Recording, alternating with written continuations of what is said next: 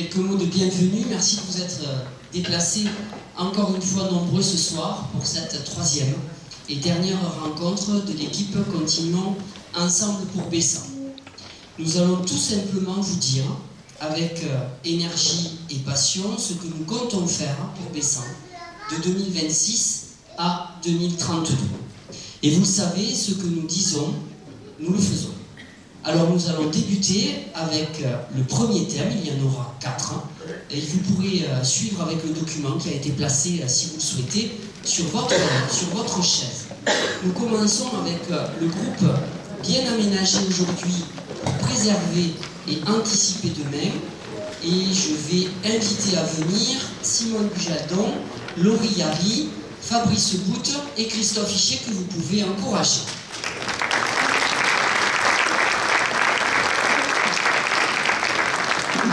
Avec ce thème, le temps qu'il s'installe, nous allons vous proposer de découvrir nos projets dans les domaines de l'urbanisme, de l'environnement, de l'aménagement du territoire, de la voirie ou encore de la qualité de vie et des espaces naturels.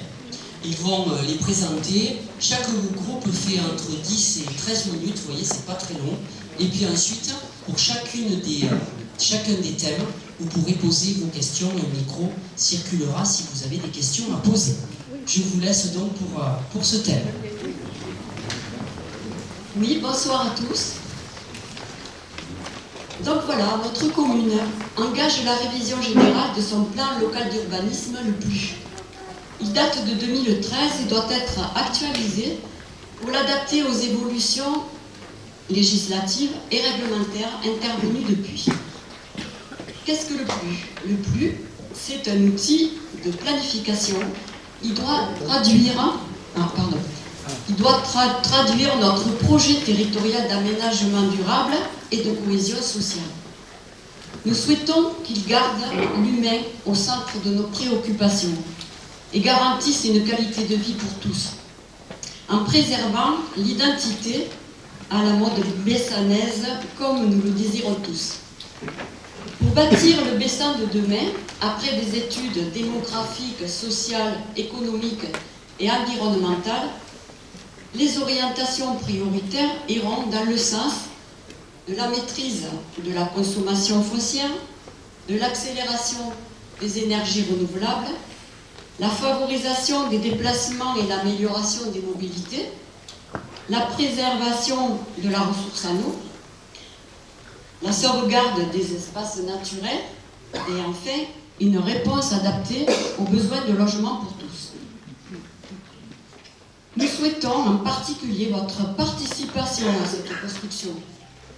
Aussi, la concertation sera large et continue. Registre public, adresse courriel dédiée, mise à disposition des dossiers d'études et réunions publiques. Nous souhaitons vous associer largement dans cette démarche, présenter les projets envisagés et recueillir vos contributions.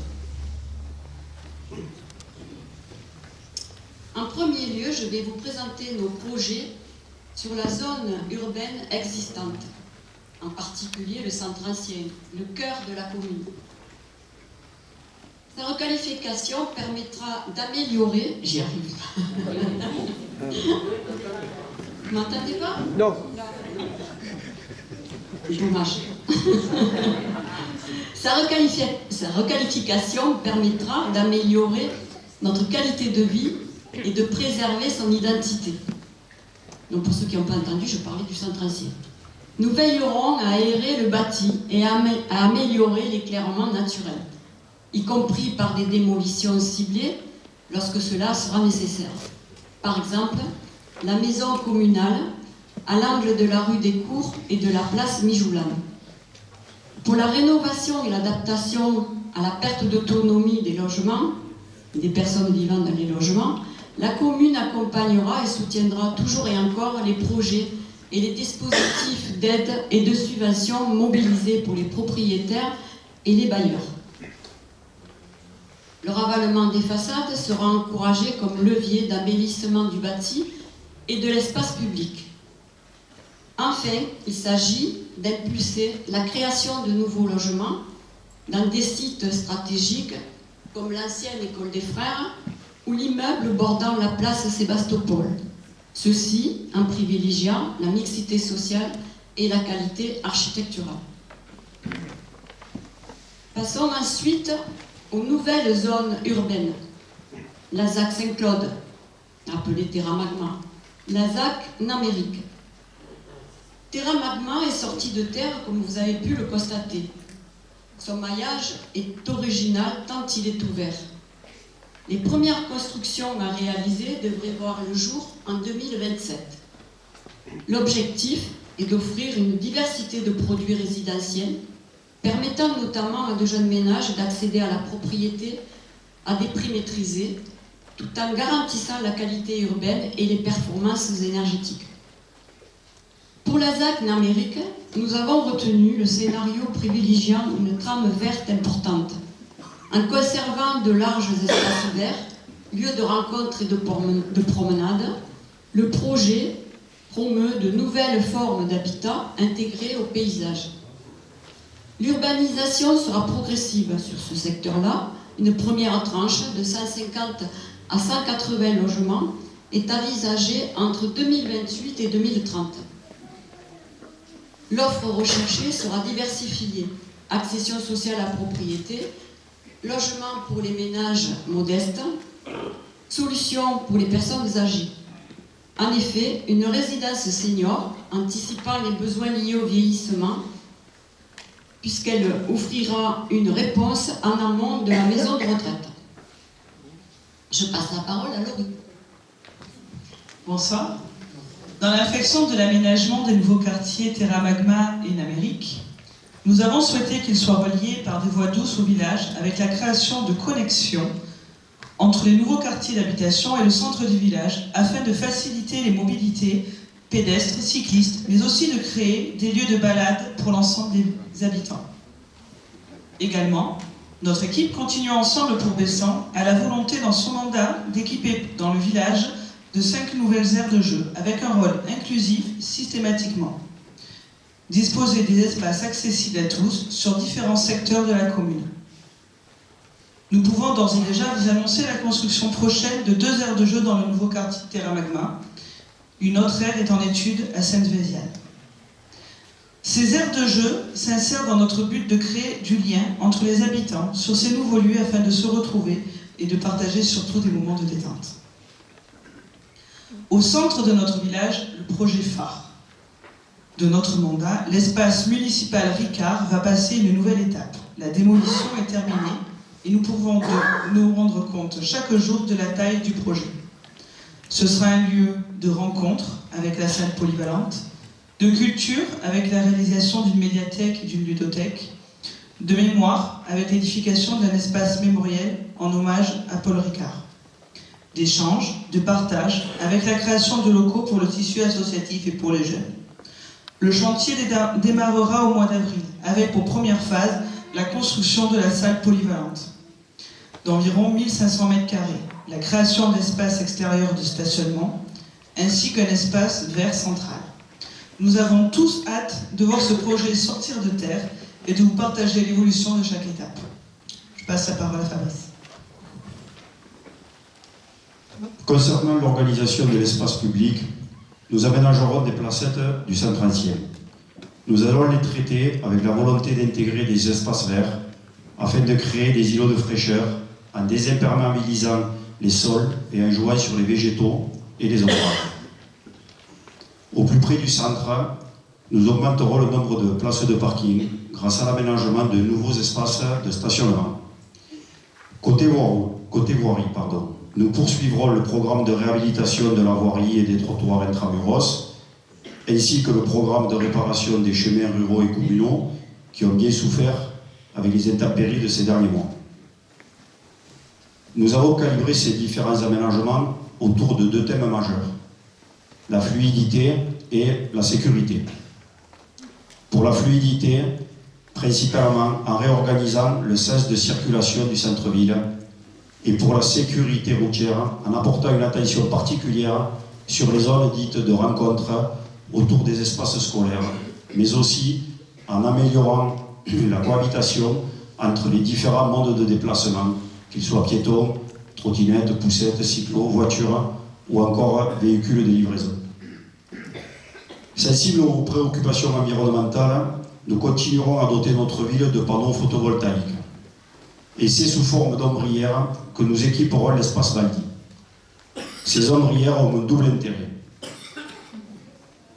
Le premier, avec la production d'énergie verte, et le second, avec le confort apporté aux usagers, de l'ombre en été et de la protection lors des intempéries, lors des épisodes de pluie ou de grêle.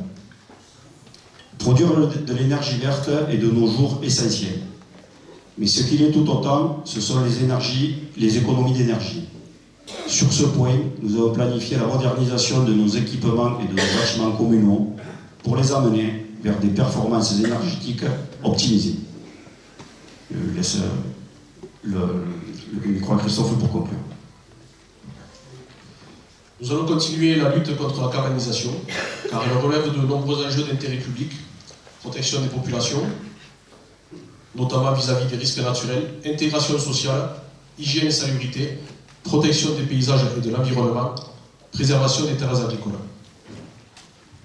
Pour la préservation des terres agricoles, nous menons une veille active sur l'ensemble des terres agricoles lors de leur vente en étant vigilant sur le futur acquéreur.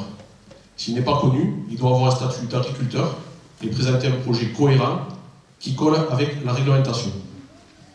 La mise en place d'un APPB, c'est un arrêté préfectoral de protection de biotopes sur le plateau des Mégeries, permettra de mieux encadrer les activités sur ce secteur, au lieu de la nidification de l'outarde canepetière et site Natura 2000. Nous allons créer une maison de la nature et de la chasse. Elle sera située vers la Croix de Redon, porte d'entrée de notre zone Natura 2000 et au croisement de circuits pédestres ou vélos. Nous devions trouver un local pour l'association de Saint-Hubert, Bessanay, les chasseurs. L'opportunité est venue sur ce terrain de 5500 m², qui comporte une bâtisse déjà existante, d'une surface d'environ 90 m². Pour ceux qui connaissent ce qu'on appelait communément le jardin de Catassus.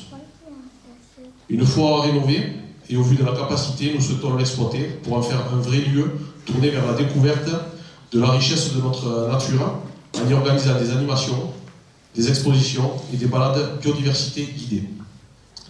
En conclusion sur ce thème, nous vous proposons une évolution de notre commune tournée vers l'avenir, tout en maîtrisant son développement, en mettant en harmonie les espaces urbanisés et les espaces naturels. C'est pour cela que nous souhaitons continuer ensemble pour Bessan. Merci. Merci à vous quatre. Vous les avez entendus, ces axes forts en matière d'aménagement du territoire de travaux, ils sont multiples. Le projet majeur demeure la transformation de l'ancienne usine Ricard, la poursuite du développement mesuré de Bessan, je le résumerai aussi ainsi, toujours en associant la population au projet. C'est une nécessité pour nous de permettre à nos jeunes de continuer à rester ici, de s'y installer. Il s'agit également d'améliorer notre village de manière constante en termes de travaux, d'équipements publics et de services. Et je rajouterai à la liste qui vous a été présentée la digue de protection du bas village, qui pour nous n'est plus un projet, puisqu'elle entre en phase de réalisation dès 2028. Vient le temps des questions. J'espère que sur cette campagne électorale, il y en aura bien une ou deux quand même.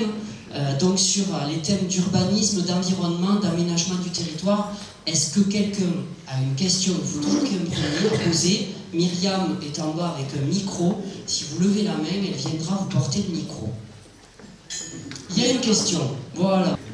Bonsoir tout le monde. Oui, il faut mettre bien le micro devant la bouche. Voilà. Bon, depuis déjà 9 ans, l'eau c'est l'agglo. Alors, si l'assainissement et l'eau sont passés de compétences communales à compétences communautaires, il n'en revient pour moins que les 5 élus communautaires de Bessan auront à débattre et à délibérer sur ces questions. D'où ma question sur les modes de gestion. À l'échelle de notre agglo actuelle, 20 communes, la situation est très disparate. Il y a des communes qui sont en concession, d'autres qui sont en régie municipale, et pour celles qui sont en concession, les contrats ont des échéances très phasées dans le temps, sur un temps vraiment très long. Alors, on peut se demander, on peut s'intéresser, savoir si dans le prochain mandat communautaire, il y aura ou pas un effort d'harmonisation du mode de gestion, plusieurs ou un seul, et si oui, lequel? concession ou régie. Bon. Nous sommes certainement nombreux à être attachés à la régie, à bon droit, d'où déjà ce premier volet de questions, êtes-vous, monsieur le maire, mais je crois connaître la réponse, attaché à la régie, et prenez-vous l'engagement de défendre cette cause. Mais deuxième volet, la commune centre, qui est la plus importante, Agde, elle, est en contrat avec la SOR. Et on peut penser que le fait que Agde, la commune centre, soit en contrat, si un jour il y a un effort d'harmonisation des modes de gestion à l'échelle communautaire, il y a par effet ricochet une influence. Donc voilà, quel est votre sentiment? Quelles sont vos perspectives? On vous remercie. Merci Olivier, j'aime bien vos questions, ou tes questions, on va se tutoyer. Elles sont toujours très complètes, hein, donc, mais elles sont intéressantes. Et celle-ci l'est avant tout. Effectivement, l'eau est un enjeu majeur pour les années à venir. Et l'eau, de par la loi, l'assainissement, mais également le pluvial, et de compétences communautaires dans toutes les communautés d'agglomération ou communautés de communes en France, puisque c'est la loi qui l'a déterminé, et de mémoire, c'était 2017. Dans notre agglo, il y a deux systèmes. On a 20 communes, je vais faire simple.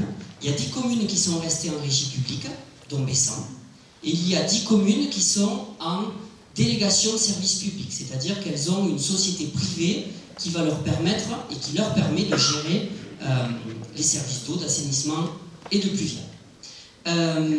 Vous avez dit, désolé de le souligner, une petite erreur. Parce que l'ensemble des contrats de ces 10 communes qui sont en délégation de service public sont arrivés à échéance en 2025.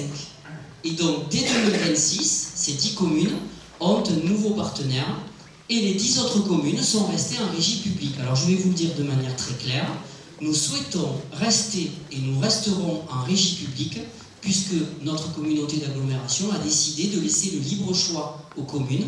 Profitons-en, c'est l'occasion de le faire. Et puis, comme j'étais jusqu'à présent vice-président chargé des finances de l'administration générale de la commande publique, croyez que j'ai toujours eu un œil là-dessus. Donc nous continuerons à avoir un service d'eau, d'assainissement et de pluvial en régie publique. Merci de m'avoir permis de dire cet élément-là. On va passer... Bon, moi, vous pouvez m'applaudir aussi. On va passer au deuxième thème. J'appelle Hélène Grenouillon, Pierre Bacassi, Pierre Morat et Eric Nian. Ah, pardon, excusez-moi. Mais vous pouvez monter, les amis, pendant que je réponds à la deuxième question. Je n'avais pas vu, désolé, c'est l'habitude qu'il n'y en ait jamais. Allez-y. Alors j'ai deux petites questions, toutes petites. Hein. Vous avez parlé de l'impasse des Mijoulanes et de la rue des Courbes, comme quoi vous alliez enlever un bâtiment. J'aurais voulu savoir ce que vous souhaitez mettre à la place. Et la deuxième question, c'est, ça fait 2 ans que je suis à Bessan. Il y a quelque chose qui m'a choqué dans Bessan, notamment sur le parking ou dans les rues, c'est cette profusion de mégots. Et est-ce qu'il ne serait pas possible de faire une campagne pour les enfants dans les écoles, de faire une campagne de sensibilisation avec des affichettes, mais parce que c'est épouvantable le nombre, enfin je ne sais pas si vous avez remarqué, mais le nombre de mégots qu'il y a dans les rues, c'est épouvantable. Voilà. Merci à vous aussi pour vos deux questions, elles sont rapides. La première des questions, et Simone l'a un petit peu dit, c'est cette maison communale qu'on a achetée dans la rue des Cours à l'angle avec l'impasse des Mijoulanes, elle est faite pour aérer le centre ancien.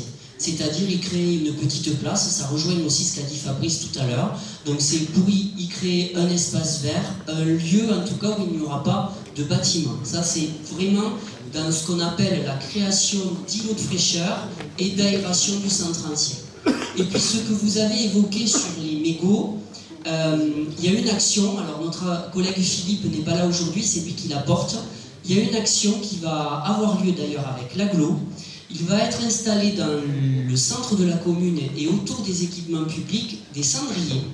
Des cendriers qui sont spécifiques parce qu'ils seront ensuite les mégots récupérés et recyclés. Et ensuite, il va y avoir une sensibilisation dans les écoles, vous avez tapé juste là-dessus, et également la distribution à grande échelle de petites boîtes pour permettre à ceux qui fument de pouvoir mettre leurs mégots à l'intérieur, parce que au-delà de l'aspect que vous avez cité et qui est réel, qui n'est pas très agréable, un mégot se dissipe très mal dans l'environnement ensuite. Le mégot part dans le pluvial, et si on ne le récupère pas, il va dans l'Hérault et il va dans la mer. Donc il y a tout autant d'actions qui vont être engagées là-dessus, et vous le verrez normalement à partir de septembre à la rentrée scolaire. Voilà. Est-ce qu'il y a d'autres questions avant que je zappe quelqu'un, mais n'hésitez pas. Allez, on passe à bien gérer pour protéger des sujets importants, développer l'attractivité et l'innovation. Nous allons parler de sécurité, de finances, de commerce, d'emploi, de fiscalité et de vie économique. Donc Hélène, Pierre, les deux Pierre, et Eric, c'est à vous. Bonsoir. Je vais commencer cette prise de parole en abordant 3 sujets où l'on vous propose, où ce que l'on vous propose n'est pas de faire pour, mais de faire avec. Dans un premier temps, je vous parlerai de la cellule pour l'emploi, puis d'un budget à destination des jeunes, et enfin de nos agriculteurs et viticulteurs. Dans un contexte économique de développement démographique et économique, la commune souhaite renforcer l'accompagnement des habitants vers l'emploi et soutenir les entreprises locales dans leurs besoins de recrutement. La cellule pour l'emploi opère en dispositif de proximité avec les services de l'AGLO, de France Travail, de la mission locale d'insertion et des entreprises locales. L'idée est qu'elle soit un point d'appui facilitateur à l'immersion professionnelle, à la formation et à l'embauche. L'objectif est de favoriser l'accès à l'emploi, de diffuser les offres, d'orienter les personnes vers les bons interlocuteurs, de centraliser et de mettre en relation les personnes, de co-organiser des actions avec les partenaires. Les animations possibles sont nombreuses et variées, comme des ateliers CV, des Vie ma vie, des découvertes de métiers. Et je pense notamment aux élèves de 3e qui, sur la période du mois de décembre, ont des stages de découverte du monde de l'emploi à faire. L'aide à la mobilité pour se rendre dans les forums des villes voisines. Nous voulons renforcer le dynamisme économique local, inscrire la commune comme un partenaire disponible et fiable, et faire que la cellule pour l'emploi soit un outil de proximité au service de tous. Deuxième point, allouer un budget annuel pour les jeunes. Nous ne souhaitons pas perdre, entre guillemets, les jeunes qui quittent le territoire communal parce qu'ils sont scolarisés hors de Bessan. Je parle des jeunes de 15 à 25 ans.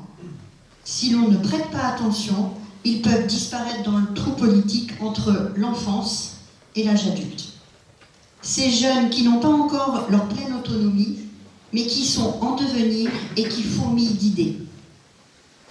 Nous souhaitons que soit alloué chaque année au budget qui soit alloué chaque année un budget uniquement dédié à la réalisation de projets émanant des jeunes de moins de 25 ans. Nous parlons bien d'un budget participatif jeune qui a pour objectif de les accompagner dans leur autonomie, leur engagement citoyen au sens de vivre ensemble et dans leurs loisirs. Les objectifs pourront être de nature solidaire, associative, écologique, créative, le tout consensuel et surtout bessalé. Nous ne pouvons donner d'exemples précis, car c'est bien avec eux que nous construirons ces projets. Enfin, nous voulons soutenir les filières agricoles et viticoles. L'agriculture et la viticulture représentent des débouchés économiques qui valorisent notre identité et nos paysages. Elles sont amenées à se renouveler et à se diversifier avec les propriétaires et les chefs d'exploitation en permanence sur le terrain. Notre ambition est de poursuivre la défense de leurs intérêts en les aidant à développer leur activité. Nous venons de le faire dans le cadre de la création de l'espace Ricard, puisque la commune a cédé une parcelle pour que la cave coopérative Le Rosé de Bessan puisse installer de nouveaux équipements. N'oublions pas les jeunes agriculteurs ou viticulteurs qui souhaitent s'installer et se diversifier. Nous poursuivrons notre soutien en lien avec les partenaires fidèles que sont la SAFER et la Chambre d'agriculture.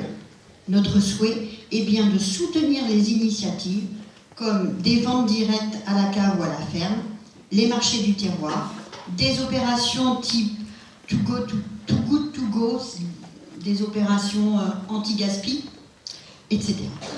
En lien avec les professionnels eux-mêmes et ce qui apporte énormément à la réputation de nos produits, à savoir la confrérie de la croustade et du rosé de Bessan.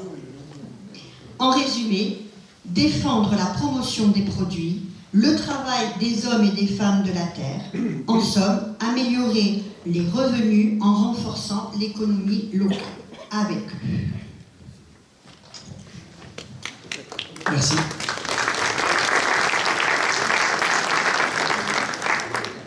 Merci. Bonsoir à toutes et à tous.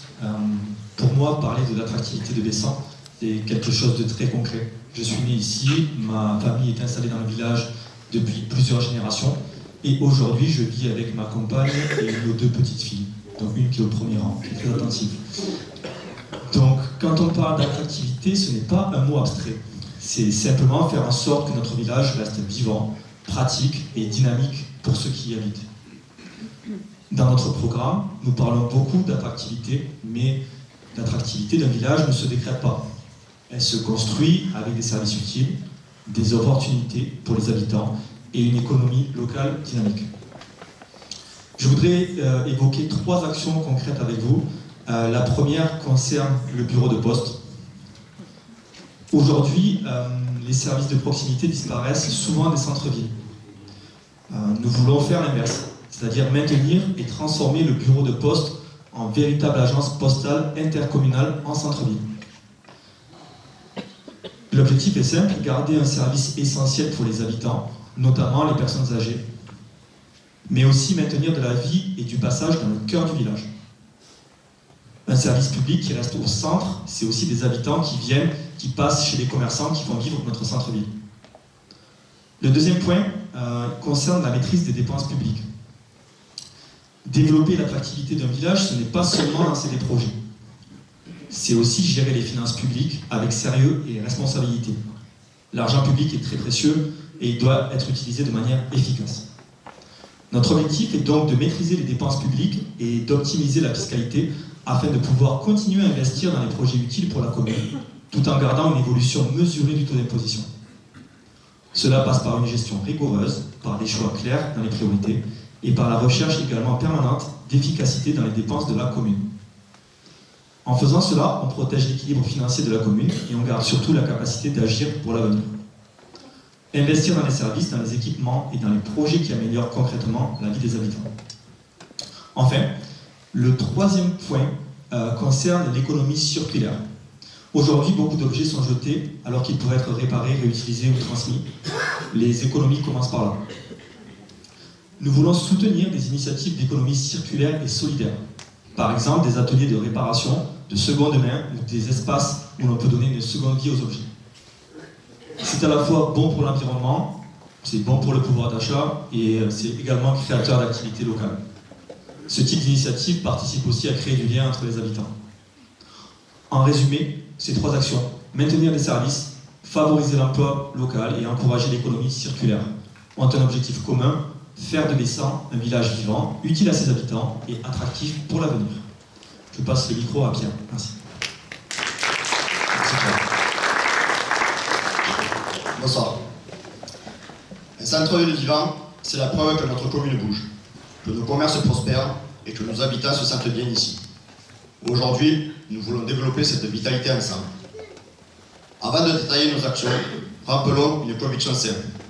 L'avenir et l'attractivité de notre commune passent par la vitalité de son centre-ville, tout en assurant une complémentarité avec la nouvelle zone commerciale Héliopole. Un centre-ville animé, avec des commerces dynamiques et des initiatives collectives, est essentiel pour maintenir le lien social, soutenir l'économie locale et donner envie aux habitants comme aux visiteurs de venir s'y retrouver. Pour cela, la municipalité souhaite engager 3 nouvelles actions concrètes. Premièrement, favoriser la création et l'installation de nouveaux locaux commerciaux. L'objectif est de renforcer l'offre commerciale et de redonner encore plus de dynamisme au cœur du village. Pour y parvenir, nous travaillerons avec le bureau intercommunal d'animation commerciale afin d'étudier toutes les possibilités qui pourraient rendre notre centre-ville plus ouvert aux initiatives et accompagner les porteurs de projets. Deuxièmement, fédérer les commerçants autour d'une dynamique collective en encourageant la création d'une association ou d'un collectif professionnel. Cette structure permettra de faire remonter les difficultés individuelles, de réfléchir ensemble à des solutions communes et d'avancer dans une direction partagée. Il est essentiel que cette dynamique permette de travailler en harmonie entre les commerçants historiques du centre-ville et les nouveaux commerçants de la grande zone commerciale, pour que chacun bénéficie de cette complémentarité et contribue à la vitalité économique globale de Bessan. Troisièmement, développer davantage d'animations et d'initiatives, notamment le week-end, pour attirer habitants et visiteurs. La municipalité prévoit un budget dédié, voté en conseil municipal, destiné à soutenir les actions portées par l'association des commerçants. Parmi les idées à l'étude, tombola avec les voyages à gagner, animation musicale et concert le dimanche. Autant de moyens de créer de la vie et de valoriser nos commerces. Ces projets se veulent avant tout collectifs et inclusifs. Nous souhaitons travailler main dans la main avec tous les commerçants, anciens comme nouveaux, pour construire un centre-ville et une zone commerciale plus dynamique, attractive et vivante, au bénéfice de tous. Je donne le micro à Eric. Merci Pierre. Bonsoir à tous. Je voudrais aborder avec vous un sujet essentiel pour notre commune, la sécurité et la tranquillité de notre village. Bessan est un village qui a grandi. Nous avons accueilli de nouveaux habitants, de nouveaux quartiers se développent. C'est une bonne chose. Cela montre que notre commune est attractive, vivante, et que beaucoup de familles choisissent d'y construire leur vie. Mais ce n'est pas parce que Bessan grandit que nous devons accepter que la tranquillité recule. Je le dis clairement, nous ne voulons pas que Bessan ressemble un jour à certaines grandes villes où l'insécurité, la délinquance et le trafic de stupéfiants font partie du paysage. Bessan doit rester un village où l'on se sent bien, où les enfants peuvent jouer, où les habitants peuvent se promener sereinement, où chacun se respecte. Pour cela, il faut agir. La première action sera de poursuivre le déploiement des caméras de vidéoprotection. Ces caméras ne remplacent pas la présence humaine, mais elles sont aujourd'hui un outil indispensable. Elles permettent de prévenir certaines incivilités, d'identifier les auteurs d'infractions et d'aider les forces de l'ordre dans leur travail. Dans de nombreuses communes, elles ont prouvé leur efficacité pour dissuader et protéger. Nous allons donc continuer à équiper les points sensibles du village, les entrées de ville et les espaces publics pour renforcer la sécurité du quotidien. Mais la sécurité ne repose pas seulement sur la technologie. Elle repose d'abord sur des femmes et des hommes présents sur le terrain. Aujourd'hui, en raison de maladies ou circonstances extérieures, notre police municipale compte 3 agents. Mais chacun voit bien que les besoins ont évolué. C'est pourquoi nous voulons réorganiser la police municipale autour de 6 agents.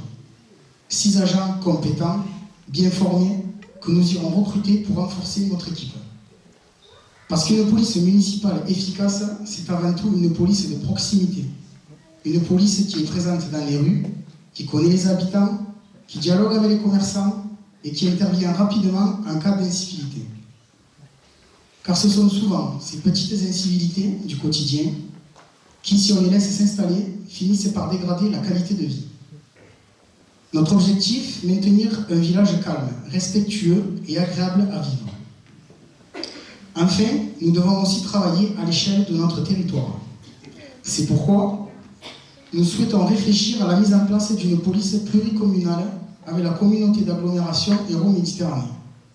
L'idée est simple, permettre aux polices municipales des communes voisines de coopérer davantage, de mutualiser certains moyens et de se soutenir lorsque c'est nécessaire. Cette organisation existe déjà dans plusieurs territoires et elle permet d'être plus efficace, plus réactif et plus présente sur le terrain. Pour finir, je dirais que la sécurité, ce n'est pas un sujet polémique, c'est une responsabilité. Notre devoir est de protéger les habitants et de préserver la qualité de vie de notre village. Bessan grandit, c'est une chance, mais nous devons veiller à ce que notre village reste ce qu'il a toujours été, un lieu paisible, accueillant et respectueux. Je terminerai mon intervention avec une citation. Le monde est dangereux à vivre, non pas à cause de ceux qui font du mal, mais bien à cause de ceux qui regardent et laissent faire. Pour notre part, à Bessan, nous ne regarderons pas sans agir. Nous agirons pour la sécurité, nous agirons pour la tranquillité, et nous agirons pour que Bessan reste un village où il fait bon vivre. Je vous remercie. Merci à vous quatre. Alors, les gens qui regagnent leur place, je résumerai en disant que tout ce qui a été dit par mes collègues est très important, mais la sécurité, ce dernier point, est un des enjeux majeurs, comme l'a dit Eric, de notre tranquillité et de notre qualité de vie. Alors, vous l'avez compris, nous allons mettre le paquet, car il faut le dire, la société que nous vivons tous évolue défavorablement, et je dois l'avouer, nous n'avons pas été parfaits, tant les comportements de certains sont allés très vite et souvent dans le mauvais sens. Alors je vais vous faire une annonce. Vous avez bien compris que notre campagne, ce n'était pas une campagne de, j'allais dire, de schéma, de projet, de maquette, hein. Mais je vais vous dire, et puisque c'est un lieu qui est sensible, nous allons dans quelques semaines, quelques mois maximum, transférer le bureau de police municipale place de la Fontaine. Certains vont bien comprendre pourquoi. Au moins, ils seront au bon endroit. Sur les domaines de la sécurité, des commerces, de l'emploi, de l'agriculture, la viticulture, est-ce que vous avez des questions? Bonsoir à tous. J'avais une question financière. Donc, il est maintenant de la responsabilité des maires de gérer les paramètres de la taxe foncière. Donc, je voulais savoir si, dans ce cadre-là, il était prévu des modifications sur le calcul de la taxe foncière. Merci. Alors c'est la dernière taxe qui nous reste, hein, parce que tout nous a été retiré. Hein. Myriam, tu peux récupérer le micro. Donc effectivement, dans le temps, on avait la taxe professionnelle, la taxe d'habitation, et la taxe foncière sur le bâti et sur le foncier non bâti. Aujourd'hui, la taxe d'habitation a été supprimée par le président de la République, sans nous donner les compensations entières, disons-le. La taxe professionnelle a été transférée à l'agglo, donc il ne nous reste que la taxe foncière sur le foncier bâti et le foncier non bâti. Sur le précédent mandat, nous n'avons pas augmenté les taux sur la taxe foncière. Ça a été un choix, un engagement. Je peux vous dire que quand on a fait l'engagement en 2020, ça a été un petit peu dur à le tenir. Mais comme on s'y était engagé, on l'a fait, parce que malheureusement, les circonstances que nous avons vécues du Covid, de la guerre en Ukraine, de l'inflation, on aurait pu, comme certaines communes, procéder à cette augmentation. Nous ne l'avons pas fait. Là, nous l'avons très clairement dit, si nous n'avons aucun moyen de modifier le calcul de la taxe foncière, puisque le calcul de la taxe foncière, il est calculé par les services de l'État, la DGFiP, nous ferons évoluer de manière mesurée cette taxe foncière. Alors certes, nous sommes en dessous des communes similaires à la nôtre, mais nous serons dans l'obligation effectivement de la faire évoluer pour aller dans cette moyenne de notre strate et pour permettre de continuer nos investissements. C'est quelque chose qui est majeur. Alors ce n'est pas une augmentation énorme, mais il y aura une augmentation de 2 à 2,5% certainement, et nous aurons très rapidement avec le conseil municipal à traiter ce point. Mais il va falloir qu'on évolue dans ce cadre-là, parce que nous n'avons pas d'autres ressources aujourd'hui que celle-ci, puisque toutes les autres nous ont été retirées. J'ai été le plus honnête possible dans ma réponse. Est-ce qu'il y a d'autres questions? Oui? Bonsoir. J'ai écouté avec attention le développement concernant les mesures sécuritaires pour le village, qui sont une très bonne chose, que ce soit sur le plan humain ou sur le plan technique. Il y en a une qui m'interpelle quelque part, c'est le fait que je n'ai pas entendu ce soir la position de la future municipalité, et vous, monsieur le maire, concernant le maintien de l'éclairage public la nuit. Est-ce que c'est quelque chose qui va évoluer, se maintenir ou disparaître à moyen ou court terme? Merci. Non, mais merci pour cette question. On en a un petit peu parlé de l'éclairage public, puisque dans la première partie, on a indiqué qu'on allait continuer à innover, à rénover avec les nouveaux modes aujourd'hui. Je vais faire simple, c'est du LED, mais c'est même plus complexe que ça. Depuis 15 jours, j'ai pris la décision de laisser rallumer la lumière la nuit. Je le dis très clairement, on l'a annoncé sur nos réseaux sociaux, sur nos moyens de communication, tout simplement parce que dans le secteur, et notamment dans le département de l'Hérault, nous avons vécu et nous continuons à vivre encore quelques phénomènes. Alors certes, si à Bessan on est passé de 50 cabriolages par an avant la vidéoprotection, on en a aujourd'hui entre 15 et 17, c'est toujours 15 et 17 de trop, mais on s'aperçoit que ça peut être un biais qui peut inciter certaines personnes, le fait que l'éclairage soit éteint, à agir. Donc nous avons décidé de le laisser allumer jusqu'à nouvel ordre.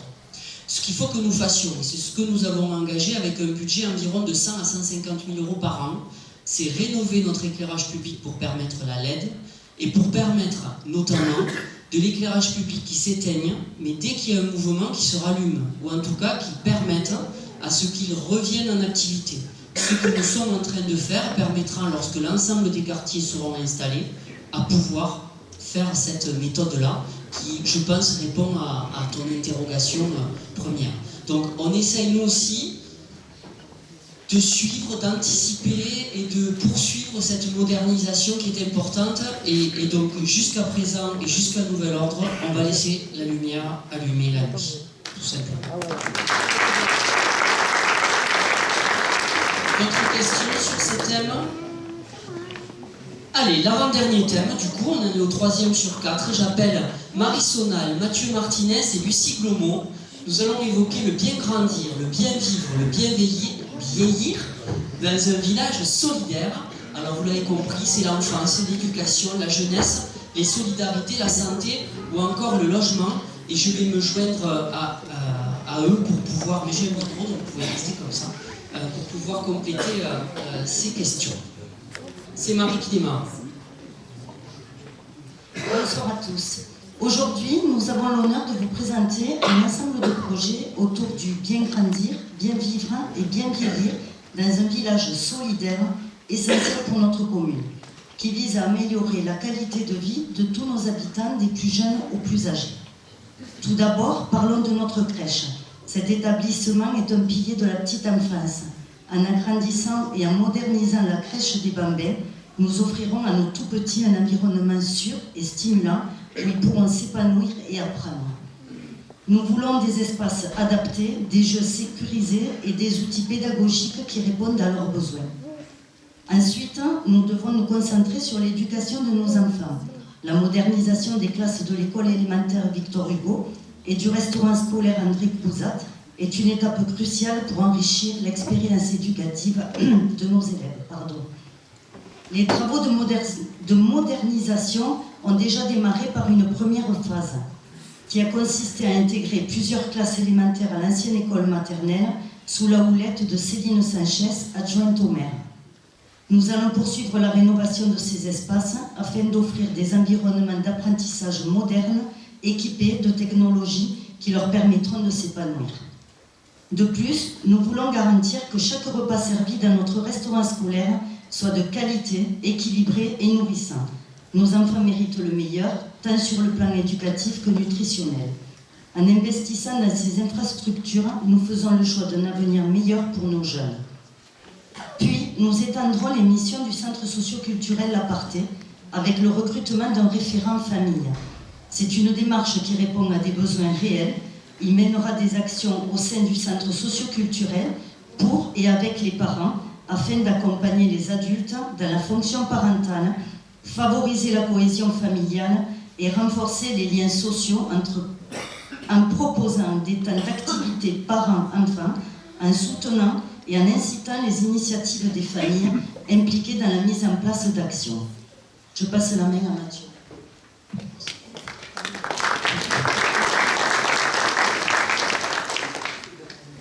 Pour poursuivre avec l'accompagnement des jeunes, nous proposons la création d'un poste de médiateur. un acteur de proximité dédié à leur écoute et à leur accompagnement. Il aura pour mission de les aider à imaginer et à concrétiser leurs projets, tout en faisant le lien entre familles, associations et les institutions. À travers le dialogue et la médiation, il contribuera également à prévenir les conflits et à accompagner les jeunes en difficulté vers plus de confiance, d'intégration et d'autonomie. Nous souhaitons également les guider vers l'emploi, la formation et l'engagement citoyen.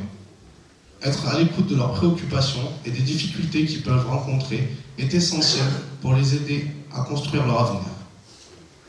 En valorisant leurs compétences, leurs initiatives et leurs projets, nous voulons qu'ils aient les moyens de s'insérer pleinement dans la vie sociale et professionnelle et devenir ainsi des acteurs engagés de la commune.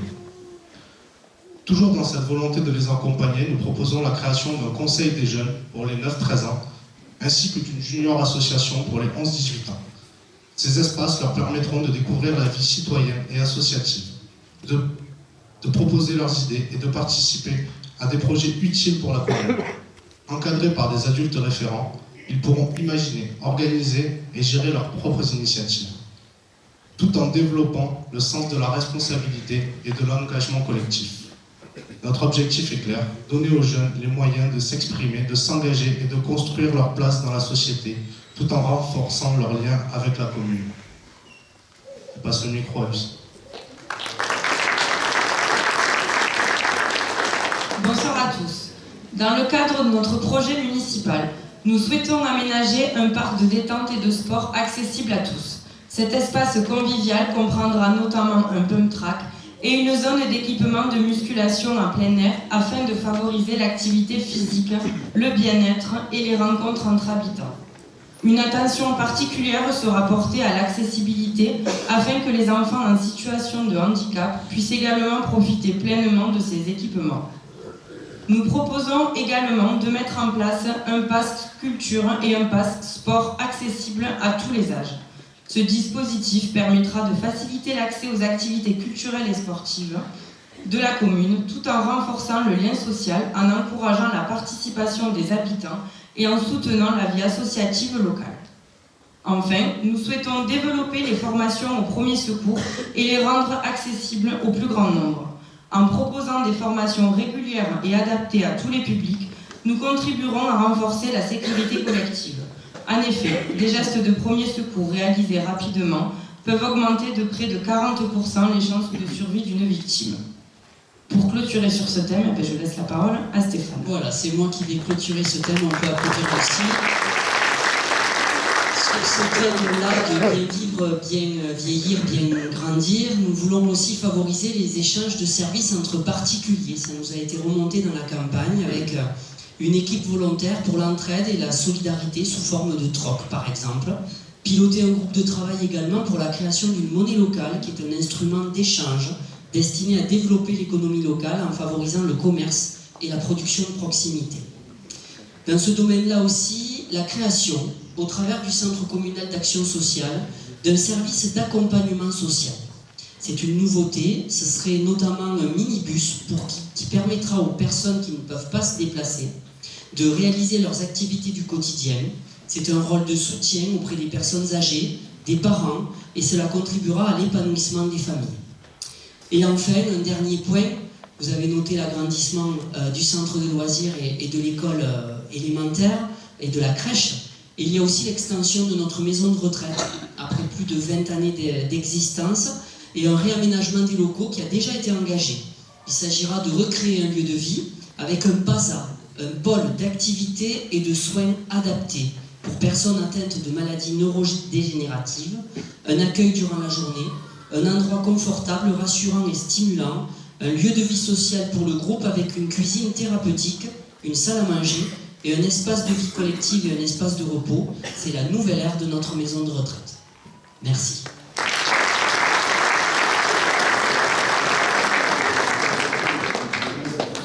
Sur ces questions-là, vous l'avez vu, la jeunesse est quelque chose qui... Enfin, c'est un thème et nos jeunes, ça nous tient à cœur parce que même si, on doit le dire, il faut s'occuper des anciens et on le fait, nous le faisons, les jeunes ont besoin de soutien.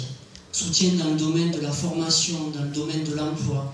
Je rajouterai dans le domaine de la santé mentale aujourd'hui aussi. C'est difficile d'être un jeune aujourd'hui et de s'investir, de trouver ses repères et quelquefois de trouver du boulot et de bien vivre. Et notamment aussi dans le cadre de la lutte contre la consommation de produits stupéfiants ou de comportements à risque. Je le dis aujourd'hui et je le dis souvent aux familles, surveillez vos ados, la consommation de ces bonbonnes-là de produits de protoxyde d'azote est catastrophique et c'est un fléau qui est national et qui est chez nous aussi. Donc il faut les guider et nous le ferons. Sur ces questions de jeunesse, de maisons de retraite ou de logement, oui, allez-y, on va vous donner le micro. Je ne vais pas vous parler de jeunesse, hein. Je vais vous parler de vieillesse. L'EHPAD, c'est un problème pour le stationnement. Aujourd'hui, vous avez des voitures ventouses du vendredi au dimanche soir qui n'ont rien à faire, puisque normalement il y a un panneau qui dit qu'il y a une réservation de 2 heures pour l'EHPAD et aussi des places qui sont des places pour les handicapés. Aujourd'hui, moi je vais chercher ma belle-mère, ou ma compagne va chercher la belle-mère 5 fois par semaine. C'est une catastrophe. Elle a du mal à se déplacer et parfois nous sommes obligés d'aller sur Bellevue. Pourquoi? Parce qu'il n'y a plus de place. Et bon, moi je me mets sur les handicapés quand je ne peux pas faire autrement, mais un jour la police va me tomber dessus, même si je suis dans la voiture, j'ai beau leur dire mais je viens chercher quelqu'un ou conduire quelqu'un qui a du mal à marcher, je suis sûr que je vais y avoir droit. Donc si on pouvait faire quelque chose, au moment où on va refaire cette maison, est-ce qu'on peut revoir le parking, sachant que j'ai bien compris aussi, puisqu'on y est et que je vais finir, c'est que le stop. Il y a un stop côté de l'EHPAD? Ah, il ne doit pas être visible. Il ne doit pas être visible. C'est pas possible. J'ai fait le comptage, j'en ai parlé au Conseil citoyen. J'ai fait le comptage, 52 voitures, 48 stops grillés. Donc voilà, c'est tout. Merci pour vos deux remarques. C'est plus du stationnement que de l'EHPAD que vous me parlez, et vous avez grandement raison. C'est vrai que notre EHPAD est situé à côté de l'espace Baldi. C'est vrai qu'il y a beaucoup de places de stationnement et c'est moi qui ai voulu créer, à l'époque avec Angèle Millan, ces quelques places qui sont devant l'EHPAD et qui sont réservées soit pour des personnes à mobilité réduite effectivement, soit alors pour les personnes qui viennent voir des proches à l'EHPAD. J'ai noté ce que vous dites, je ne pensais pas que ça en est à cette situation-là, mais on va regarder ce qu'on peut faire pour justement améliorer la fluidité. Sur la question du stop, moi je rajouterai les feux rouges. Parce que je suis Monsieur Stop. C'est moi qui ai mis tous les stops dans la grande avenue de l'avenue du Rimet. Pourquoi? Parce que les riverains en avaient un peu assez de la vitesse. Et aujourd'hui, et ça je vais vous parler presque au nom de l'Association des maires de France, on vient voir les maires pour dire il faut que vous trouviez une solution parce que vous avez 48 sur 52 personnes qui sont passées qui n'ont pas fait le stop. Mais moi j'y peux rien. C'est un problème de comportement, de civisme et de citoyenneté. Par contre, là où on peut, c'est faire de la répression. Mais on va compter le nombre de stops qu'il y a dans toutes les communes, et s'il faut mettre un agent à chaque stop, ça va nous coûter bien cher. Donc il ne faut pas en arriver là, et je vous réponds avec le même humour que vous avez pu poser votre question, mais il ne faut pas attendre des maires qu'on puisse régler les problèmes de comportement. Si les jeunes aujourd'hui consomment du protoxyde d'azote, c'est pas la faute des maires. Si les gens grillent les feux rouges, c'est pas la faute des maires. Par contre, il faut nous soutenir et il faut engager des actions, mais des actions citoyennes qu'on pourrait essayer de faire. Mais malheureusement, on va le dire, c'est toujours les mêmes personnes qui viennent aux réunions pour des ateliers de sécurité routière ou autre. Alors on va continuer, on va en faire, au travers du conseil citoyen dans lequel vous participez ou dans d'autres domaines. Mais il faut aussi avoir conscience, et je le dis très clairement aujourd'hui, n'attendez pas le maire, les élus, le député ou autre. À un moment donné, quand ça joue les comportements, quand ça vient du comportement citoyen, il faut aussi que la société change. Et je ne peux pas la faire, quand je dis je, nous ne pouvons pas la faire, vous et moi, unis, nous ne pouvons pas la faire changer. Moi aujourd'hui, on pourrait citer les problèmes d'incivisme et d'incitoyenneté, je ne sais pas si le terme existe, dans beaucoup plus de domaines que ça. On fait ce qu'on peut, on va accentuer, j'ai bien noté le point que vous avez cité à ce niveau-là, au niveau de la maison de retraite. Peut-être que les travaux, on est plutôt sur des travaux intérieurs, vous avez parlé des travaux dont on vient d'évoquer, c'est plutôt des travaux intérieurs, mais si on peut résoudre quelques situations par la réalisation de travaux, on le fera. Est-ce que vous avez d'autres questions? C'est des très bonnes questions. Ça ne me gêne pas. Et je pose une question. Moi. Allez Roger, prends le micro. Et je vois que ça te titille le moment, t'as la jambe qui flanche là. Si tu veux que je pose une question. Roger, regarde la caméra. Bonsoir. Bonsoir Roger. Vous m'entendez? Voilà, c'est bien. Une question qui se rapproche de ce monsieur. La maison de Victorine, pour ceux qui la connaissent, est-ce qu'elle va être démolie? Pour faire un rond-point mieux là, ça serait bien quand même. Alors là on parle de l'ample de la maison de retraite. Voilà. Alors, on a acheté cette maison qui va permettre effectivement d'aérer le secteur. Je ne l'ai pas cité parce que je ne voulais pas lier les comportements non plus aux actions concrètes. Donc cette maison a été achetée il n'y a même pas un an maintenant. Donc il faut qu'on la tombe, il faut qu'on crée un aménagement, créer un rond-point. J'hésite, je vais vous dire pourquoi, parce qu'un rond-point, c'est cher. C'est très cher un rond-point aujourd'hui. Alors, on a de quoi faire, ça va permettre d'ouvrir le Carrefour, ça va permettre d'ouvrir Balti, mais oui, la maison de Victorine sera tombée, et c'est un peu comme la maison de la rue des Cours qu'on a achetée, dès qu'on peut aérer un secteur, on le fait.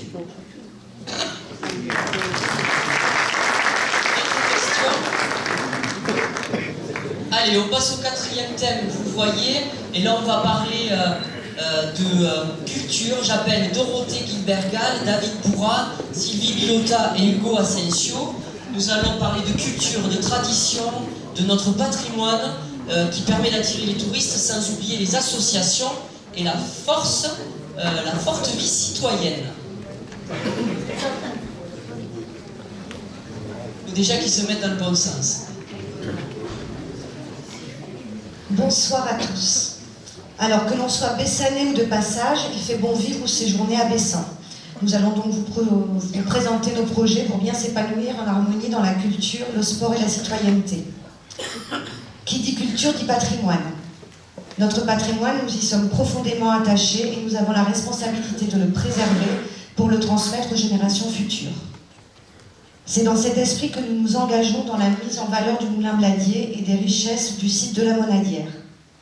Sous l'impulsion d'Émilie Félu, adjointe à la culture durant ce mandat, nous avons lancé une première phase de travaux de confortation du Moulin Bladier pour préserver les ruines existantes et sécuriser le site. Une seconde phase sera prochainement étudiée pour limiter les embâcles qui, lors des crues, fragilisent le lieu. À terme, nous installerons quelques panneaux d'information.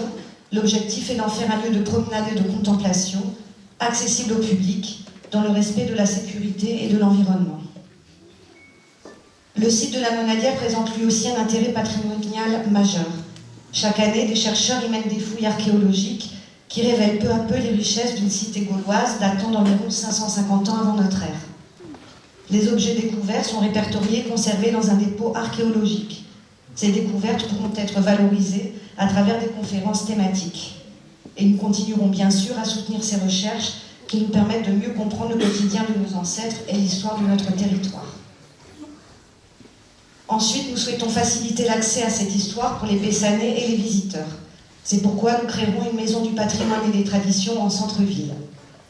Ce lieu pourra accueillir l'association La Guilde de Bessan, qui joue un rôle essentiel dans la valorisation de notre patrimoine, qu'il s'agisse de son engagement autour de la chapelle Saint-Laurent de Touroul, de l'organisation des journées du patrimoine, des ateliers de généalogie ou encore des visites guidées.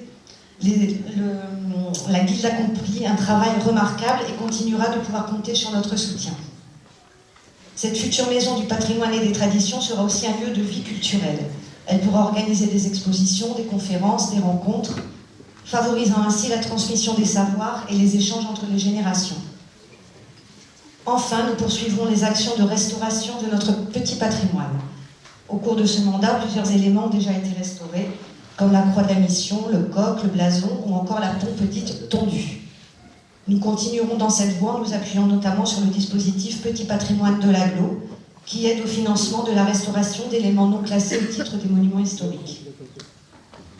Vous l'aurez compris, préserver notre patrimoine, ce n'est pas seulement regarder le passé, c'est faire vivre notre histoire, c'est transmettre un héritage vivant à ceux qui viendront après nous, et c'est aussi contribuer à l'attractivité touristique de Bessan, dont va vous parler David. Merci Laurent. Bonsoir à tous.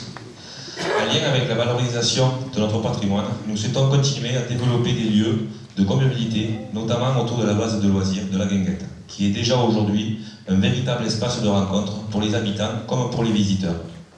Lors du mandat précédent, nous avons d'ailleurs fait le choix de piétoniser durant la période estivale le chemin de l'allée afin de faciliter l'accès au site. Cette décision a permis de sécuriser les déplacements, de donner davantage de place aux piétons et de mieux connecter cet espace à la voie verte qui passe à proximité.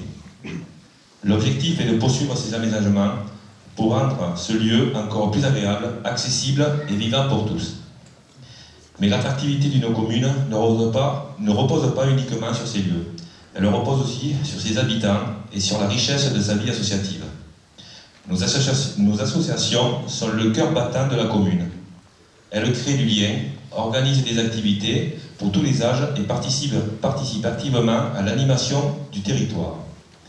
C'est pourquoi nous souhaitons améliorer la communication autour des informations associatives, afin que chacun puisse facilement connaître les activités, les événements, les initiatives locales. Une meilleure visibilité permettra à davantage d'habitants de s'impliquer et de participer à la vie collective. Dans cette même logique de partenariat, nous proposons également la mise en place d'une charte d'engagement réciproque entre la ville et les associations. Cette charte permettra de clarifier les responsabilités de chacun, de renforcer la confiance et de construire une collaboration durable au service de la commune et des associations. Enfin, pour prolonger cette dynamique, nous souhaitons programmer de nouvelles animations culturelles et sportives tout au long de l'année. Ces événements contribueront à faire vivre nos espaces publics, à rassembler les habitants et donner encore plus d'énergie à notre territoire. En valorisant notre patrimoine, en soutenant nos associations et en développant les animations pour tous, nous voulons continuer à construire une commune vivante, attractive et solidaire. Une commune où il fait bon vivre, se rencontrer et partager. Je passe la parole à Sylvie. Bonsoir.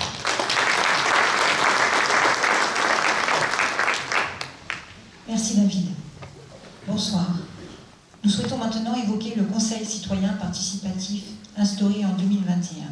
Depuis sa création, il est piloté par Marie-Laure Liedos, première adjointe dans le mandat actuel, en charge de la citoyenneté, de la démocratie de proximité et de la vie des quartiers. La mise en place de ce conseil a permis de faire émerger de belles initiatives et surtout de donner davantage de place à la parole des habitants dans la vie de notre commune. Parce que la démocratie locale se construit avec les citoyens, ce conseil sera prochainement renouvelé avec une ouverture à tous les âges afin que chaque génération puisse exprimer ses attentes et participer à l'avenir de notre territoire. Nous souhaitons également rappeler l'importance des jumelages qui unissent notre ville à plusieurs communes. Rémiche au Luxembourg, Bessan en Savoie et Barvaux en Belgique. Un nouveau jumelage avec une ville espagnole devrait prochainement venir enrichir ces liens. Ces partenariats sont précieux. Ils permettent des rencontres, des échanges, des découvertes culturelles et humaines. Ils rappellent aussi que par-delà les frontières, nos territoires partagent des valeurs communes. C'est dans cet esprit que nous souhaitons organiser une fête des jumelages afin de mieux faire connaître ces relations, de partager les traditions de chacun et de renforcer encore les liens d'amitié qui nous unissent. Nous allons poursuivre avec la présentation de l'heure civique. Il s'agit d'un outil numérique mis à la disposition des municipalités pour encourager l'engagement citoyen et renforcer les solidarités. Son principe est simple. Chacun peut offrir un peu de son temps selon ses disponibilités. 1 heure par mois suffit parfois pour faire la différence.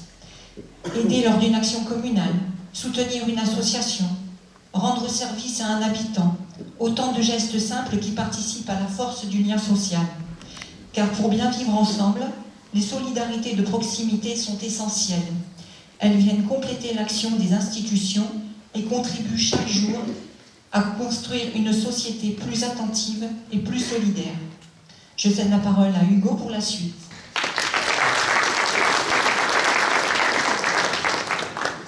Merci, bonsoir à tous. Dans la continuité, nous souhaitons faciliter l'accès aux installations sportives à tous les habitants et notamment aux jeunes, y compris en dehors du cadre des clubs.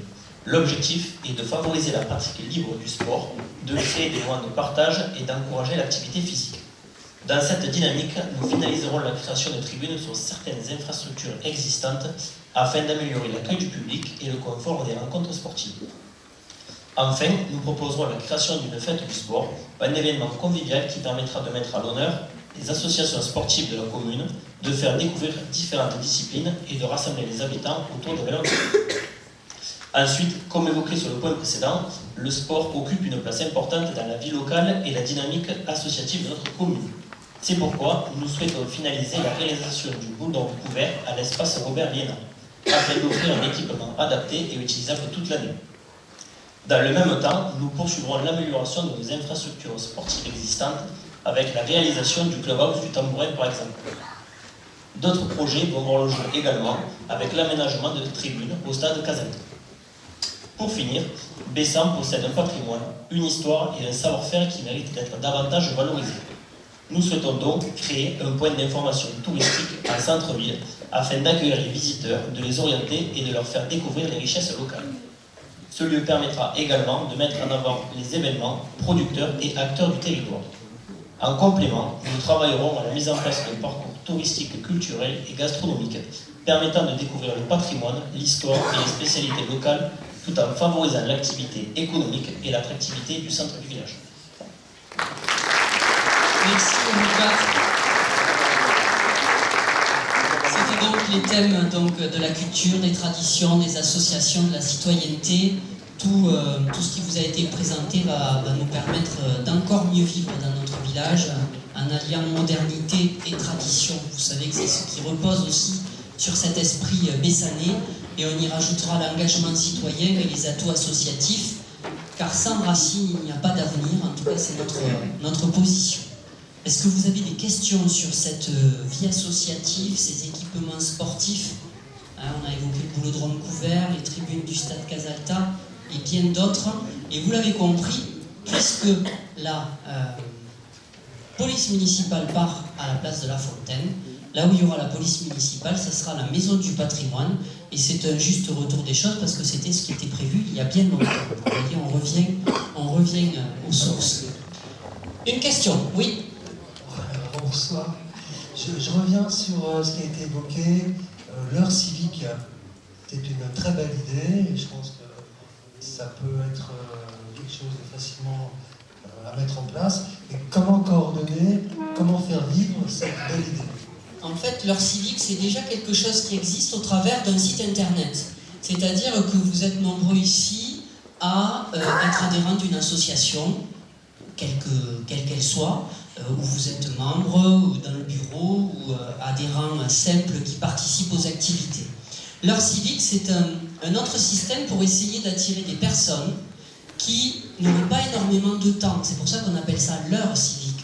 C'est-à-dire donner un coup de main à une association qui en ferait la demande. Donc ce site internet permet de hiérarchiser tous les besoins et de voir s'il y a des personnes à côté qui peuvent y répondre.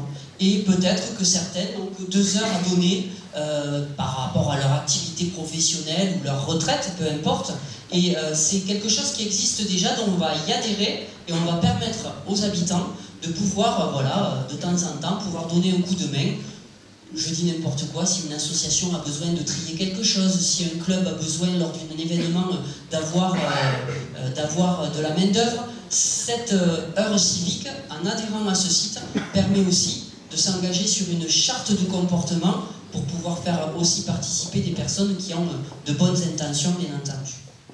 Voilà ma précision, mais vous pouvez très facilement le retrouver sur Internet. Oui? Tu vas arriver à la poser, ta question, tu vois. Je voulais simplement savoir où se trouve l'espace Robert Liénard et qu'est-ce qu'on y fait. C'est une très bonne question. Au niveau du stade Casalta, puis-je déjà, je te regarde pour voir si tu me dis oui, parce que sinon il faut que... Voilà, donc il y a le terrain de sport donc pelousé Casalta, il y a la halle de sport Jean-Louis Papin juste à côté, il y a les terrains de tennis, et entre, il y a un terrain qui s'appelait terrain Robert Iéna à l'époque. Et ce terrain-là, on y a construit avec un partenaire privé une structure photovoltaïque que nous allons, après études et investissements, fermer en partie pour permettre d'y créer, et je regarde là les responsables de la boule bessanaise, un boulodrome couvert qu'ils attendent depuis de longues années, ce qui mettra aussi à l'honneur Robert Iéna, qui était un petit peu tombé en désuétude parce que ce terrain n'était pas utilisé, donc maintenant il le sera, en tout cas dans quelques temps quand cet équipement sera terminé, tout simplement. D'autres questions? Oui?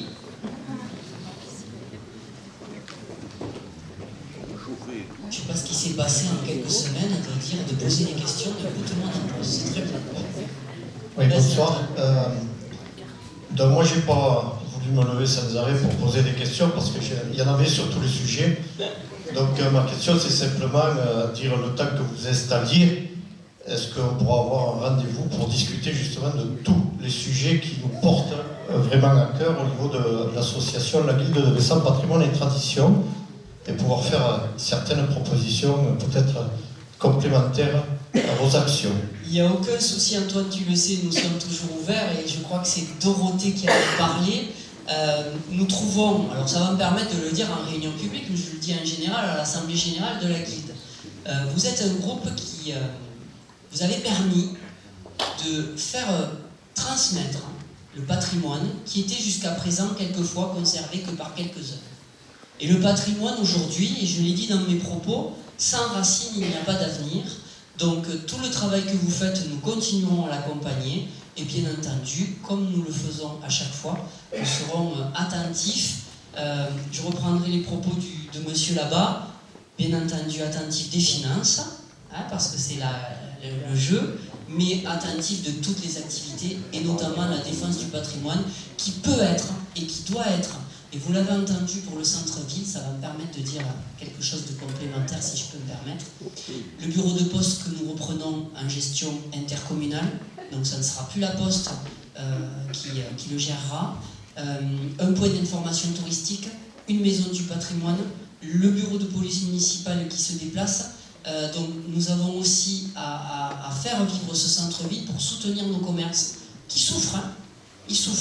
Ils souffrent parce que la situation économique et financière aujourd'hui des gens est telle ce qu'elle est. Il y a des soucis de circulation aussi, il y a des soucis de stationnement, mais on va tout coordonner pour pouvoir permettre l'ensemble de ces points-là, et nous serons attentifs à toutes les ouvertures que vous pourrez apporter, sans aucun problème. D'autres questions? Je crois que c'était la dernière. Non, pardon. J'avais pas vu ta main, Lucette. Je connais tout le monde là, quasiment, donc... Mais comme je connais pas les questions, je trouve ça. Ma question concerne l'agence postale, justement. Oui. J'aurais voulu savoir la différence entre le bureau de poste actuel et la future agence postale, et s'il y aura des avantages pour les usagers du service public, s'il vous plaît. Très bonne question. Alors, il faut que je sois modéré dans mes propos parce que je ne peux pas parler de la poste et du fonctionnement d'aujourd'hui. Je peux rien dire, mais on a bien tous conscience qu'il n'est pas à la hauteur du service public dont tu parles justement. Donc nous allons faire comme d'autres communes qui l'ont fait dans notre agglomération, de mémoire, Pinette, Saint-Ibéry, Montagnac, c'est des exemples. Donc en fait, nous passons une convention avec la Poste. Je vais faire simple. C'est la mairie, au travers de l'agglo, qui va gérer la Poste. Le premier avantage, c'est que quand les bureaux ils seront ouverts, eh bien ils seront ouverts. C'est-à-dire que s'il y a marqué que c'est ouvert de 8h à midi ou de 8h à 14h et qu'on va maintenir le samedi matin de 8h à midi, quand vous vous présenterez au bureau de poste, eh bien ça sera géré par un employé de la commune ou de l'agglo, et vous pourrez faire vos services postaux parce qu'aujourd'hui, quelquefois, c'est compliqué. Et je parle modérément. Voilà. Mais c'est le but. Et ça, poste, police municipale, centre-ville, après l'été. Ça va aller vite, dans l'année 2026. Voilà. L'agence postale va changer d'endroit, elle sera en rez-de-chaussée. Mais je ne peux pas vous donner tous les détails, sinon, voilà. Sinon, il y a des intérêts financiers qui on va le payer encore plus cher. Donc voilà, oui, elle va changer d'endroit, il n'y aura plus d'escalier à monter. Ça, c'est bien qu'il m'a dit.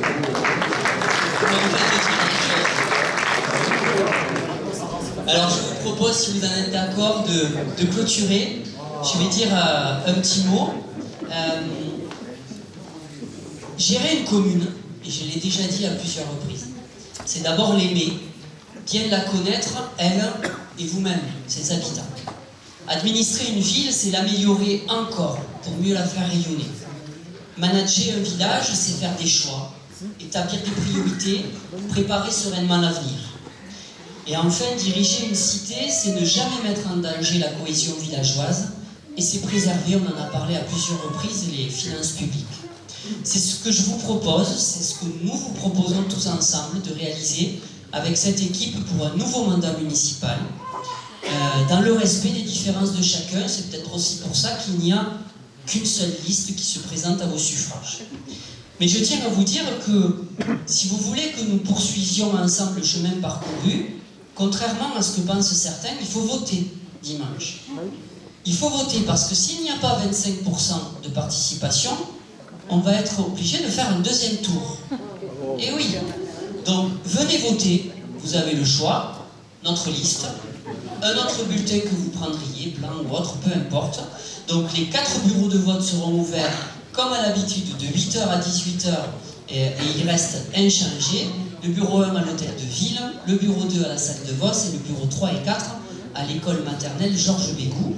Et on vous invite aussi à 20h de venir en mairie pour constater les résultats et puis partager un moment de convivialité parce que nous voulons vraiment continuer ensemble pour Bessan. Merci à tous. Ne vous levez pas,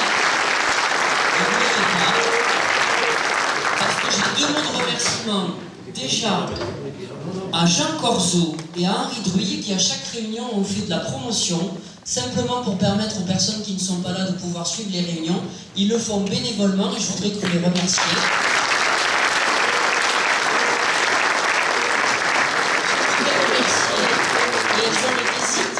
Elles ont décidé de ne pas poursuivre l'aventure municipale, mais elles sont à nos côtés aujourd'hui.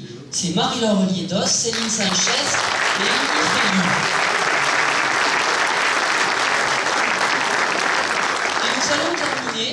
Je n'ai pas voulu faire un grand meeting. Je vais laisser la parole à notre doyenne, qui est en bas, Annie, qui va se lever et qui va nous faire un petit moment de poésie sur Bessan. Parce que vous ne le savez peut-être pas, dès que la musique du portable s'arrêtera, vous savez peut-être... Tu veux monter?